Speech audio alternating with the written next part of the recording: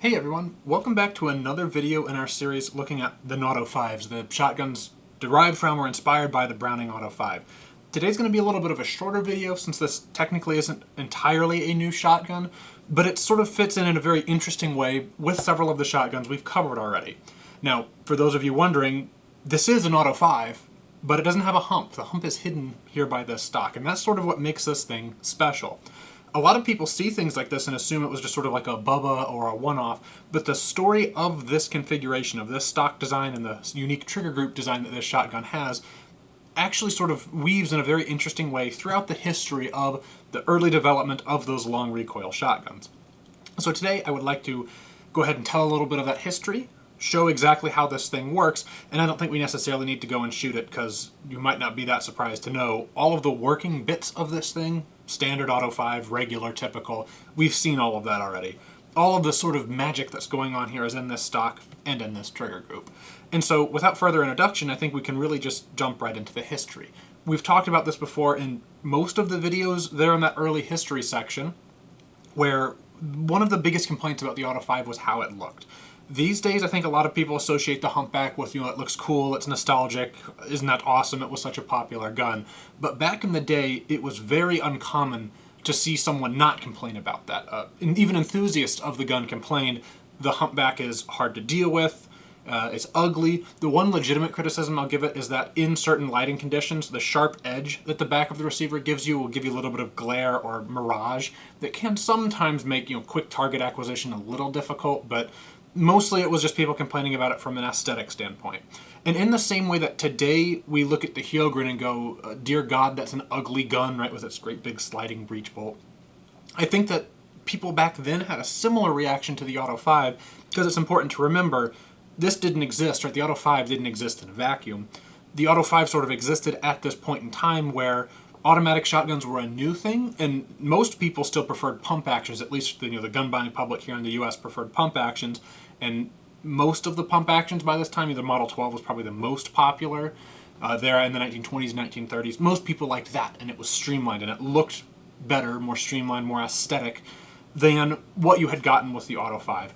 In a similar way to, the Model T was derided for being an ugly vehicle, and today we look at it with rose-tinted glasses, but if you compare the cars in the 30s to what the Model T was, you can sort of see where people's sentiments are coming from, where the Auto 5 looked old when it was new, it looked antiquated when it was new, it looked weird when it was new, and 30 years on, nobody had really come up with a way to make the thing look any better. And that's where today's story really catches on, with the introduction of a figure known as Edward Garland. Edward Garland was an accomplished skeet shooter. He had won some manner of state and national titles. These records are a little hard to dredge up, but he was an accomplished skeet shooter, had been in the Skeet Shooting magazine, and loved the Auto 5. All of his writing and interviews on the subject showed him he was a great big fan of the Auto 5, but he constantly complained about the hump on the back of the receiver. He claimed that the reason he missed targets is because the hump would mess him up and it was ungainly, and that in general he felt that the gun was ugly, just that the recoil and everything else was worth dealing with the ugliness. So Ed Garland had this concept for obscuring, is probably the best word, the hump, sort of hiding it there. Because if we compare to a typical Auto 5, that hump is pretty extreme. However, as a part of his redesign, if we note the relative position of the two triggers, this trigger is moved back quite a bit. The reason for this is because if you just sort of covered up this hump and left the trigger where it is, you'd need a great big long reach in the trigger finger. So Garland realized two things needed to change to improve the Auto 5 in this way, which was a hump to cover up the hump on the receiver, right? A hump on the stock covers up a hump on the receiver. But then we need to relocate the trigger backwards by, frankly, if you were to try and measure it, you're about an inch in front of this screw to about a half inch behind it, about an inch and a half, 2 inches that the trigger needs to end up being moved backwards for this conversion to be able to work. So that was Garland's brainchild. He first unveiled this somewhere around 1939. I've not been able to track down the exact records of it, but a court case points to him having first unveiled it in 1939, shortly after having applied for a patent. He ended up getting a patent, I believe 2 patents by the time this was all said and done.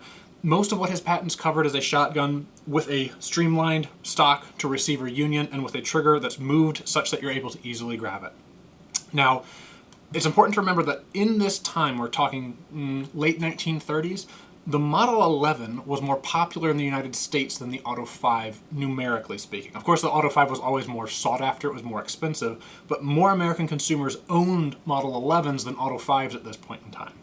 As such, Garland approached Remington with his design here. Right? He said, I've got a patent for a streamlined receiver, a trigger group relocated backwards.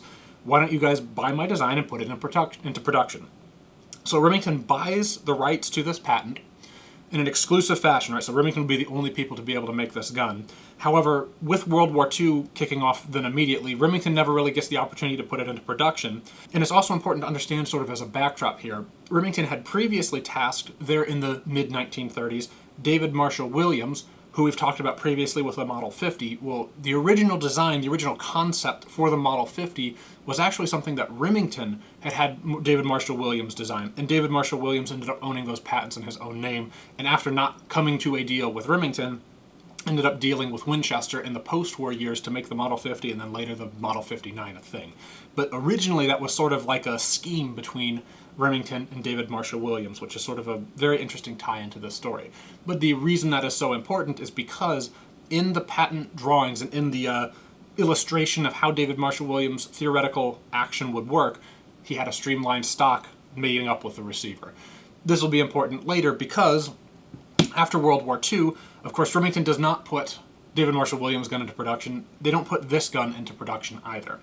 However, they do still pay minimum royalty payments to Mr. Garland. So Mr. Garland's making money the whole time. However, there in 1949, Remington says, hey, we're going to go ahead and make this a non-exclusive patent licensing arrangement. You can license a patent to other people. We're no longer going to be paying you these minimum royalty quantities. Because Remington, of course, in their back pocket, had paid Dupont's designer, Crittendon, to make the 1148. So now Remington puts the 1148 into production, and Garland sort of sat there. He's no longer got these checks rolling in, and he says, hey, the 1148 has a streamlined stock. I think that you should be paying me royalties for that.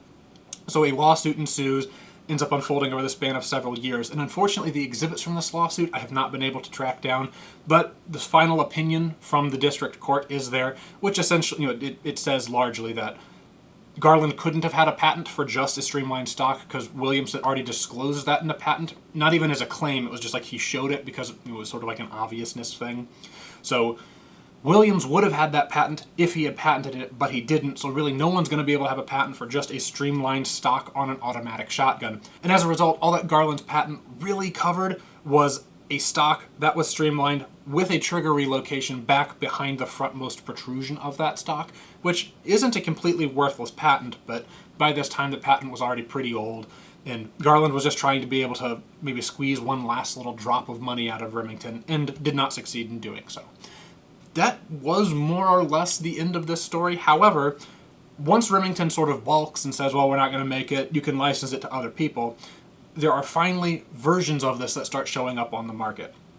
You will commonly see Model 11s and Auto 5s, never a factory thing, but usually a very professionally installed kit, if you will, of a new trigger group, this new stock, all sort of cobbled together on an existing Auto 5 or an existing Model 11.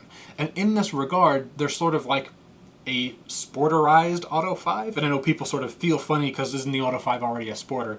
I think sporterization exists on a spectrum where you can be more sportery or less sportery, like taking a Mauser 98, changing nothing about it but putting it in 30-06, same barrel profile, same sights, same stocks and everything. I would say that that's a step towards sporterization. Is it a full sporter? I don't know, that's up for somebody else to decide. Maybe it's even subjective, but there's more sportery and less sportery. And certainly I think that this is a more sportered Auto 5, especially because you will frequently find them with the cuts comps on them, which was sort of an expensive option to have less recoil and interchangeable chokes. Generally, when you find these guns with these stock kits installed, they'll also have that installed. I have not been able to find consistent documentation regarding if this was a contact your local gunsmith and have him install it, or it was send us, some company saying send us your gun, we'll outfit it with all these gadgets. I'm still trying to track that information down, but to the best of my ability, I've come up kind of blank. It seems like this may have been like a word of mouth or like low quantity mail order sort of ordeal. And the relative scarcity of these stock and trigger groups things, I think sort of confirms that. It wasn't like he partnered with a big manufacturer to do these, because you would have expected to see some record of that still out there. But regardless, this system ends up being implemented on some Model 11s and some Auto 5s. And it turns out, we sort of referenced this in our Savage 775 and 755 video, that it was a concept gun that Remington had that was the inspiration for the shape of the stock on those. Well, we now know what that concept gun was. It was this. It was Garland's streamlined stock. Because when we now go and compare a Savage 775 to our Garland design here, you can see it's pretty clear where the inspiration was coming from. We're going to have a stock, sits extra up high, and we're going to move the trigger group backwards relative to where it sits on the Browning. So if we sit all three of them here, for comparison purposes, we can see trigger is further forward than the rear trigger group pin. Trigger is back, trigger is back. So it's pretty clear the direction, the inspiration that things were going on there. I have not been able to find anything regarding Savage licensing the patents for the last few years that it existed.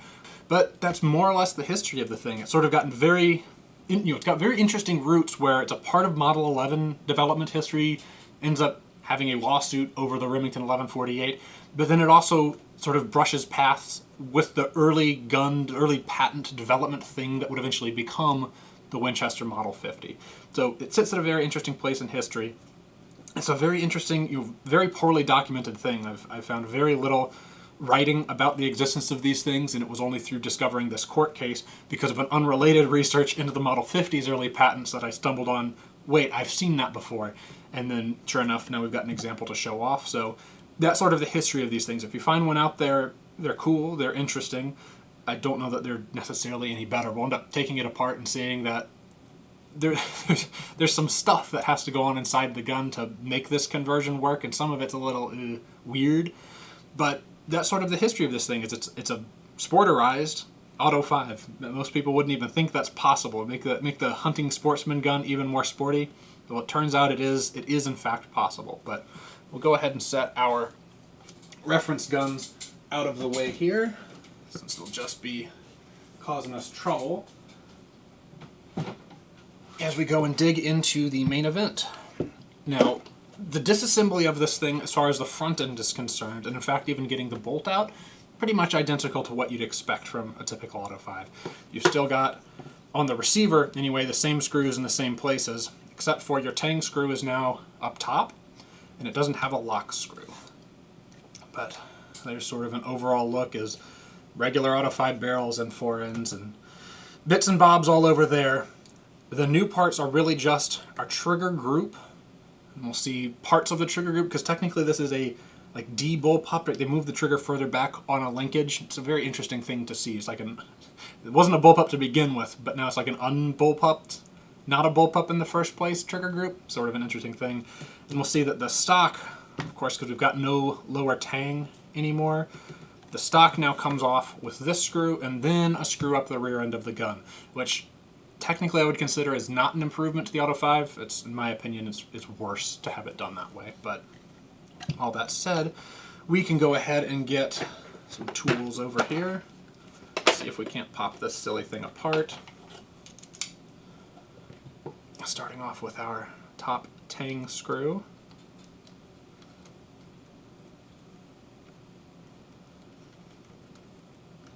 And we'll see, once everything's fully taken apart, that this tang screw doesn't really do much because of where exactly it's threaded into. It's not got very much bite. There's that. Set it there. Next up, we have two butt pad screws we have to get off. It's always a joy to try and show this process to a camera.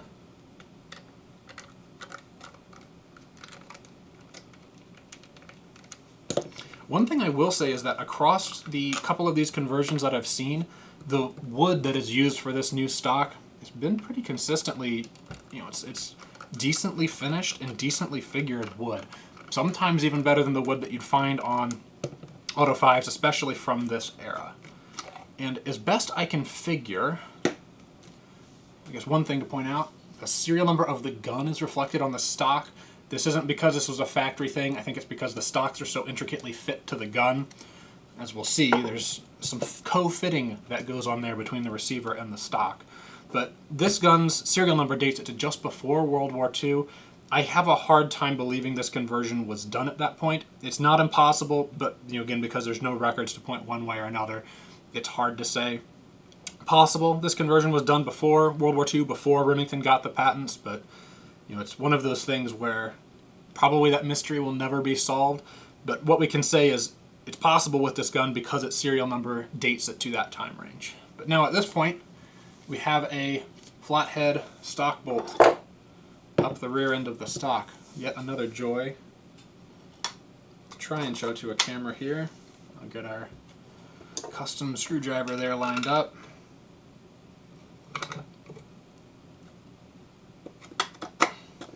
I got it part of a turn. Alright, got it reslotted. At this point it can probably come off by hand tension. We'll just go ahead and spin this bolt off.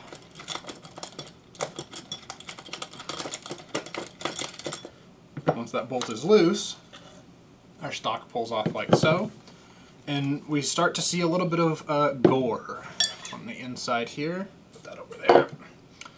So the original receiver extension has been removed. A new one has been brazed on. We can see that the lug that ordinarily the standard stock bolt threads into a threaded lug there, that lug has been milled. Well, I say milled, it's been ground off. It's been attacked by a grinder. Grinder ground that off. And our new receiver extension tube here is now threaded on the end to accept that bolt. So that's how it attaches there. Garland's patent does mention having a superior stock attachment method. And in terms of strength, I do agree this is a much stronger way to hold a stock onto a gun. In terms of ease of disassembly, though, the Auto 5's 2 screws from the outside and the stock comes off, so you don't have to mess with the butt plate. It's nice on the Auto 5, but that's sort of a 6 of one, half dozen of the other at this point. Now, looking on the top of the gun, there's our hole, there's our tank screw hole.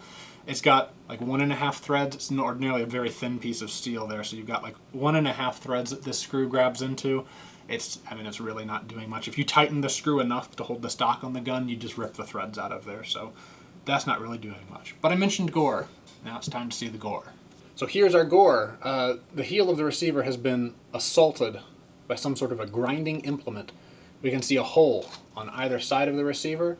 Those holes are the rails that the bolt rides on. So whenever the bolt is all the way back, it's the rails that it rides on. The bolt never really quite gets to the back of those rails because they're a radiused pocket that this is cut on, but you can see, I guess not with the lighting we've got here, but you can see the bolt rails through that hole there as it's sort of been machined away. So that's extremely wonky. And I think the reason that's done is just to ensure a best possible fit between the stock and receiver. Why they wouldn't just do that fitting on the stock, I don't know, but yeah, they ground the heck out of the receiver to make that fit. Additionally, they put like stippling serrations here and here, and I think that's just to make the stock bite or grab a little bit better, to keep it from wanting to pitch up and down. Sort of an interesting thing, but that's the receiver modifications that you have going on there to make this possible. I don't know that all of that would be necessary. The screw in the top, okay, maybe. The serrations, maybe those don't hurt. Grinding that much out of the receiver there, I don't understand, because you could just have done that fitting, on the stock. You made the stock have that material removed. I don't know. Of course, maybe what this came down to is that the stock was sold pre-fit, and so the stock will just mate up with the receiver profile. But if you start grinding on the stock, it won't mate up with the profile, and so what does that mean? You have to start modifying the receiver profile till the stock fits on all the way and lines up just right. That's probably what it came down to. So it's a little bit of a terrifying thing to see, because I've seen some high-grade, like engraved Model 11s with this kit put on them, and then I wonder, did they take a die grinder to like some grade F Model 11 receiver, beautifully engraved, and just butcher it? It's possible that that's what was required, but I'd hope that on that instance they would have fit the stock to the gun rather than vice versa.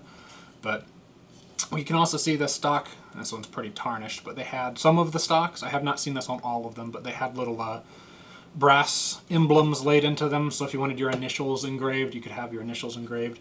At this point, we can switch our screwdriver bits around, pop our trigger group off, and see how a de-bullpup, not a bullpup anyway, Auto 5 trigger group works.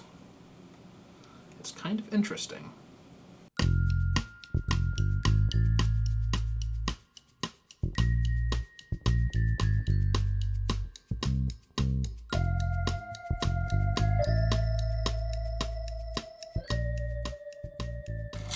we go, there's our last screw, and our trigger group pops out. And we can see we have a interesting thing going on here. Regular Auto 5 hammer, that's standard. Regular Auto 5 battery safety, that's standard. We have in Auto 5's sears, like, you know, primary sear, secondary sear, the disconnector hook, but obviously they don't stick down on a trigger anymore. So this is like a ground off modified Auto 5 trigger that has a hole in it and a rivet through it for this arm here, which is our sort of, you know, like our trigger bar. You can see if we pull the trigger there, that's how that articulates. And if I bring it up close, you can see it just a little better. So standard. That's an Auto 5 trigger. That's just been, you know, the trigger's been cut off of it. We then have our new trigger and a connecting bar here. Whenever the battery safety is pushed forward, we can see that the connecting bar moves the trigger like so. And then the hammer can come in and reset like usual. Like that. So it really is just a normal, like most of the, you know, hammer in the sears interact like normal, as does the out of battery system, really. Just sort of does what it normally does. We just have a rivet through the disconnector hook connected to our remote trigger back here. The remote trigger spring is a flat spring done there. The standard hammer spring on an Auto 5, ordinarily that's done with a screw that holds a flat spring back in the tang. We're obviously not doing that anymore, so we just have what seems to be a modified version of that flat spring that's just held in underneath this pin there, sort of how that system's working out. And no safety, right? So the safety tri-spring is no longer required. So you sort of get away, you know, this, what was your original trigger in its original position, is now connected via this link to use this spring. So that sort of weird triple spring that you normally have, you know, trigger spring here, safety spring here, it's just not present on this because they got rid of your safety as a result of this modification, which is a little strange to see, but that's sort of the way this mechanism works. They totally could have put a safety on this. You had, you know, meat, you could have done it. You could have even just done the sliding style, you know, the click forward, click back, but no safety. You don't get one with this modification. But there you go, a deep bullpup Auto 5 trigger. And with that shown off, we've pretty much seen all that this gun has to offer. An interesting tidbit of history paired with a interesting design meant to serve an interesting purpose. I don't necessarily disagree. Like, the receiver hump can be distracting, especially if you've only ever shot shotguns that aren't that way, and then you shoot something like this. It takes you a second to go and figure it out. In the grand scheme of things, though, I don't think that, you know, I understand why this was not, you know, a wild, rabid commercial success, because most of the Auto 5's serious faults or flaws didn't lie in the fact that it had a hump on the back of the receiver. I think a lot of people pointed to that because it's easy to see from the outside looking in, like, look, of course it has problems. It looks like a Model T in comparison to a 1930s Ford, right? But ultimately the Auto 5's problems lied more along the line of the feeding system having to hold that button in, eventually rectified after World War II quite a bit later on. Other problems do exist with the design, though, like the fragility of the forend. Why this effort wasn't put into making a metal reinforced forend, we'll probably never know. But a metal reinforced forend would have been a much better investment than figuring out all of this. So it is one of those interesting things where I see what he was going for, what Mr. Garland was going for. I get it, but at the same time, I don't get it. It doesn't.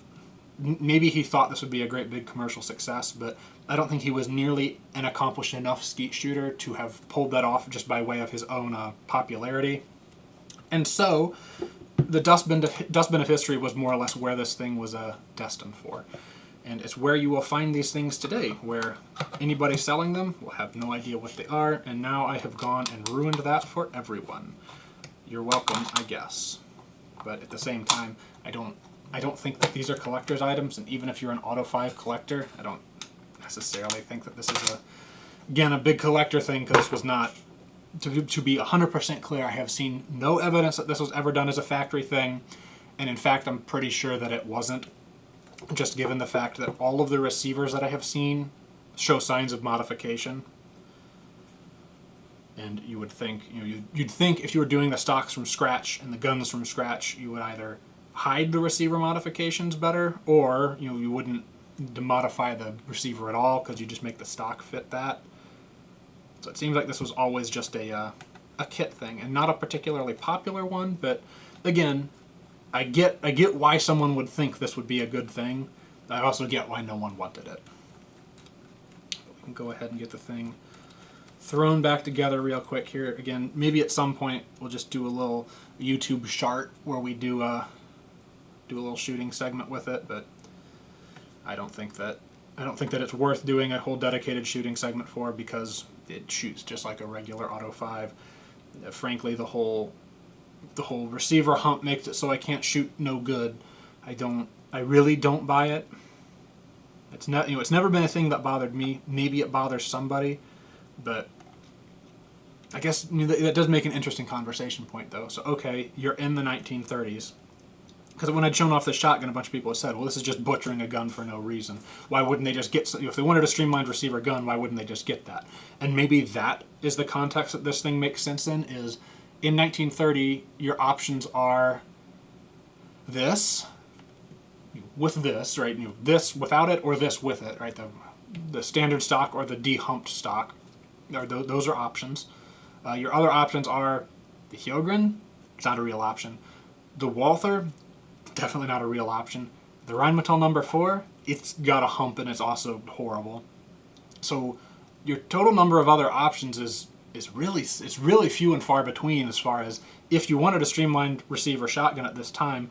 Like by 1940, you could have the Winchester Model 40, but guess what? It's a disaster, right? The gun's magazine tube is designed bad and the gun doesn't work very well. Otherwise, it's a fantastic streamlined gun if it would work right.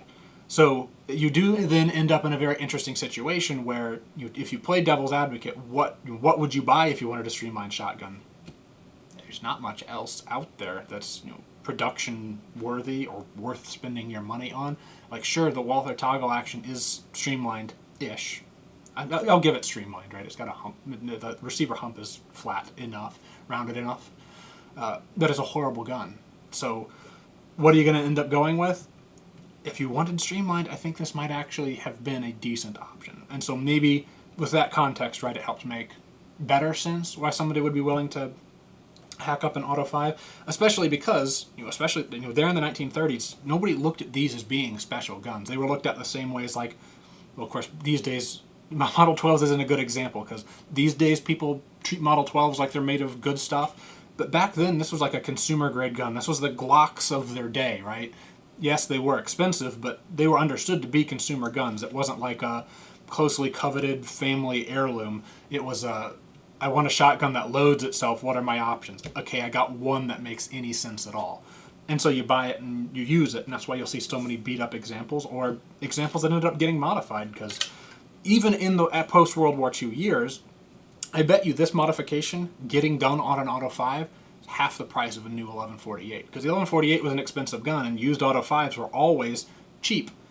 Well, always cheaper than new guns anyway. So maybe it makes sense in that particular context. I would be very interested in knowing, hopefully one day I'll be able to find out and make an addendum or correct it in the errata on this video, what this conversion costs. Not necessarily to get it installed, because gunsmithing was pretty cheap back then in many instances, but I want to know what a stock and trigger group populated cost you back then. That'd be very interesting to see, as far as get a used Auto 5, get your conversion parts. Does that make it cheaper than 1148? Because if it does, I think that this starts to make a whole lot of sense at that point. But all that rambling aside, I can go ahead and put this thing back together. I mean, we can see that without the screw on there, the stock does have a fair bit of wobble. So maybe those serrations there, maybe the grinding on the receiver aren't for nothing. Maybe they do actually secure the stock pretty well. All right, with our stock done back up, set those tools out of the way. Got our stock on there, and just like that, it's already dead tight on there. But we'll go ahead and stick our completely useless, it's a cosmetic tang screw back in there.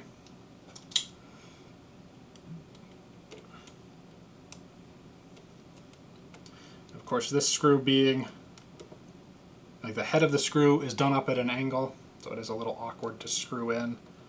You're certainly at risk of scratching the stock up as you do it. go ahead, get it reinstalled. And as you get it reinstalled, you have to make sure, because remember the screw comes down into that top tang, well, that's where your action spring is. So you have to make sure that your bolt is not bound up whenever you get that screw installed, which is sort of a funny thing. At this point, we'll go ahead, throw our butt plate back on. I guess the one thing that shooting would tell us is, ergonomically speaking, how does this do? But I can tell you guys that off the cuff without having to demonstrate it, I think. It shoots like you'd expect. It doesn't feel like the recoil isn't any different than an Auto 5 because the stock comes up higher. You don't even really notice that. One thing maybe you will notice is the fact that the trigger is further back and that the rest of the gun is further away from you. If I go straight from an Auto 5 to this, I notice it. But if I just pick this up cold, you don't even, it's not that severe a thing where you just like, it's an endemic difference. But whenever side by side compared, you can go, yeah, okay, because just everything here has to be moved. The trigger is there for your hand, and your hand is sort of the fixed. The human is the same size, but the gun has changed. Really, the gun has shifted forward 2 inches. It's not necessarily the trigger shifting back 2 inches from your frame of reference, and that is possible to notice handling them side by side. That for whatever unit barrel length you have, this setup is going to tend to be longer in the back, unless you want to shorten your length of pull accordingly. That is an interesting thing, and we've sort of noted that in the Excel sheet. I've started putting non-long recoil shotguns in that Excel sheet, so now it's just like an automatic shotgun encyclopedia we're filling out as we go. Eventually, I'll put it into a book or something. But you'll notice that the de-humped guns, that space isn't free. It doesn't come from nowhere. In order to de-hump the gun, they have to make the entire receiver overall longer. The worst offender here is probably the Cosmi, because it has a full-length receiver and then rounds it off. So the Cosmi's got a great big long receiver compared to most other things. And so that's sort of that's the cost of having a design that looks nice and looks streamlined, is it ends up needing to, the space that would otherwise be negative space has to be filled by something, and that ends up filling things out considerably. There's not going to be much more space efficiency any long recoil gun than you can get with the Auto 5 because of the way the bolt has to come back enough for a round to be fed. That's just how shotguns work. The shortest possible action that I've been able to find, that I'm aware of existing, is the Browning double auto, by way of it having a slightly, the bolt is actually slightly shorter than a round, so the space back here it needs is shrunk comparatively, but it really only gets to get away with that so easily because it doesn't have a proper magazine. It just has a round on the carrier waiting to be flipped up. But that's really just an aside, just a little note, is that ergonomically speaking, this thing handles fine. It's like the thought that, oh, this makes the gun easier to point quickly, I disagree. I don't think it actually makes a difference there. Maybe to some shooters it would. Maybe if somebody's like allergic to having the hump on the receiver, it would mess with them. But personally, I kind of like some sort of a hump on the top of the receiver, because then as I snap the gun up into my shoulder, I just I train my eye looking forward, and I will just bring the hump on the receiver, which is close to my eye, into my field of view. If I'm shooting fast enough that I'm not going to completely pick up where the front bead is, I just sort of point shoot based off of the diving board that is the top of the receiver. I seem to be able to do that pretty well, and it is easier for me to do that with guns that have some semblance of a hump. So your Franchi 48, it's got a semblance of a hump. I'd even consider the Breda automatics, which we haven't covered yet. I've made the videos for, but we haven't covered yet because I'm still patching up the last parts of the history. So that'll be coming soon, but those I would consider as having something of a hump. I'd even maybe consider the Cosmi. Even though the Cosmi is completely streamlined, because there is that break between the bottom receiver and the top receiver's got a landing strip that you can sort of focus on as you snap the gun up. I would contrast this then with things like the 1148. It really doesn't have that at all.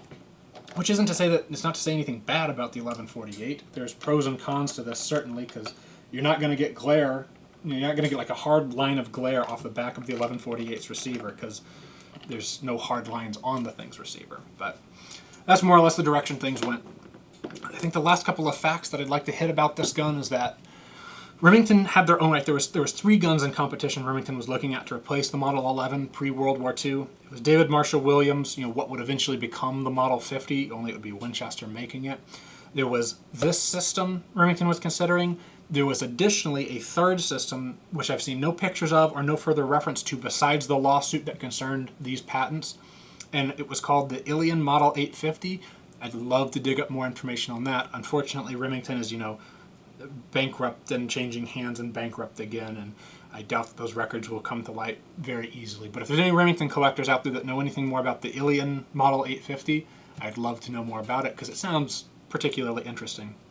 Looking at the patents Remington filed pre-war, I have an inkling. I think what they were going to do is more or less a Model 11 that had the trigger group that was being prototyped for the 1148. I think that's what the Ilion Model 850, at least the direction it was going in, was that modular trigger group thing that we've seen from the 1148. Remington was experimenting with that pretty early on, like the whole carrier coming out with the trigger group and everything. They were working on that. So that's my suspicion, but again, I'm not certainly no Remington collector or historian, so any information that Remington people out there could give me on this gun that may or may not have even existed besides on paper, I'd like to hear about it. But of those three guns, Remington in this lawsuit essentially said we didn't put any of those into production because they would have been too expensive. And you look at this and go, well, Remington's making the Model 11. This is 2 parts different. In some ways, it'll even simplify the gun somewhat. But I think the reason Remington would say that is because Remington was thinking making the gun way cheaper. And if we compare the 1148 to the Model 11, the 1148 had a receiver and a trigger group that could share parts with a pump gun and then eventually a gas gun. I think it's pretty clear that what Remington meant when they said make the gun cheaper is like cut the cost in half, which the Remington 1148 with all of its stampings and simplified processes totally would have been capable of. That this was not going to probably break even. So when Remington says it's too expensive, what they mean is we want a gun that's cheaper overall. They weren't trying to say, oh, it's going to increase the cost too much. And with the Model 50, it's certainly understandable why Remington would look at it and say that, because it's untested, market's never looked at this thing before, and the design was probably not that mature at that point in time. So it sort of makes sense that Remington would say no to all of this stuff and go on to make the 1148, and then the rest being history. But I think it would have been cool. You guys can put it in the comments. If this had become more popular, if these were just as available as Auto 5s, right? It was 50-50. Would you own one? If not, would you own one? Do you think you'd prefer it? I could see somebody preferring it in a world where these days everybody likes streamlined shotguns anyway. That's what ended up winning out. I really don't hate what this system does.